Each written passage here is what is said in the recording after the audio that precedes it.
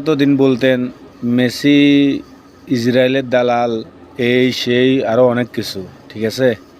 তাদের জন্য আজকের এই ভিডিওটা। আসসালামু আলাইকুম প্রিয় ভিউয়ার্স, সবাই কেমন আছেন? এই ভিডিওটা আসলে না করা ইচ্ছে ছিল, কিন্তু তাও করতে হলো। কিছু কিছু শেষরা ফ্যান ক্লাব আছে, তারা অমুক দল সাপোর্ট করে, এই দল ওই দল সাপোর্ট করে, কিন্তু আজকে আর্জেন্টিনা বিশ্বকাপে যাওয়ার পরে, ফাইনালে যাওয়ার পরে, এর আগেও অনেকজনে বলতো মেসি ইহুদির দালাল, এই সেই, আপনার ইসরায়েলকে সাপোর্ট করে। কিন্তু আজকে এখানে একটা ভিডিও দিলাম, ভিডিওটা সবাই দেখবেন প্লিজ, অনুরোধ রইল।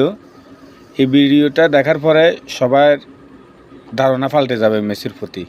মেসি ইসরায়েলকে কতটা ঘৃণা করে এবং কি ফিলিস্তিনের মানুষগুলোর কতটা ভালোবাসে।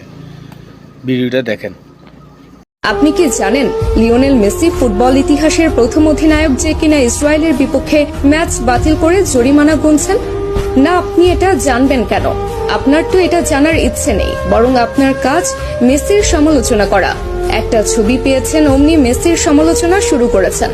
কারণে অকারণে মেসির পেছনে আপনি অকারণে পুরো ক্যারিয়ার জুড়ে লেগেছিলেন। তাহলে শুনুন, মেসি ফিলিস্তিনের মানুষের প্রতি কতটা মানবিকতা দেখিয়েছিলেন। সাল 2018 রাশিয়া বিশ্বকাপের আগে আর্জেন্টিনা মাঠে নামবে ইসরায়েলের বিপক্ষে। সবকিছু ঠিকঠাক। ঠিক সেই মুহূর্তে ফিলিস্তিনের তরফ থেকে জানানো হলো এই ম্যাচটা যেন আর্জেন্টিনা বাতিল করে।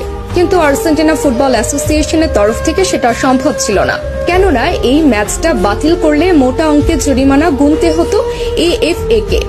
আর অর্থনৈতিক দৈন্য দশায় ভোগা আর্জেন্টিনা ফুটবল অ্যাসোসিয়েশনের তরফ থেকে সেটা সম্ভব ছিল না। ঠিক সেই মুহূর্তে ফিলিস্তিনের মানুষ সরাসরি খোলা চিঠি ছুড়েন মেসির কাছে।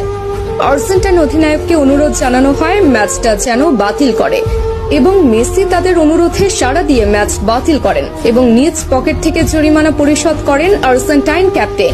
সঙ্গে সঙ্গে ইতিহাসের প্রথম ক্যাপ্টেন হিসেবে ম্যাচ বাতিল করে জরিমানার টাকা পরিশোধ করে অনন্য দৃষ্টান্ত রাখেন লিও। এবার বলুন, কোন মেসিকে নিয়ে সমালোচনা করেছেন? কতজন মানুষ এইভাবে নিজ পকেট থেকে জরিমানা গুনেছেন ফিলিস্তিনের জন্য, বলুন তো? এরপর যদি মেসির সমালোচনা করেন, দয়া করে আয়নায় মুখখানা দেখবেন।